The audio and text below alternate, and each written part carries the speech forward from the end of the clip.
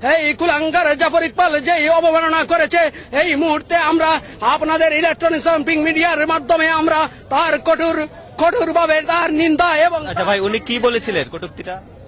উনি আমার নেতাকে, না এটা তো আসলে বিষয় জানি না। সাব্বাস পাইনা, সাব্বাস।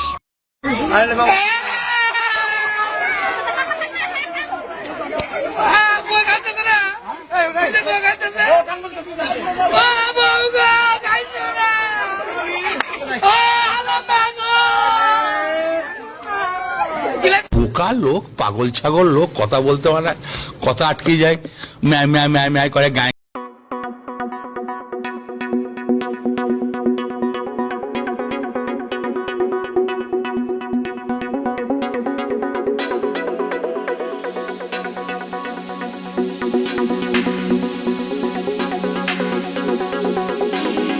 সাব্বাস।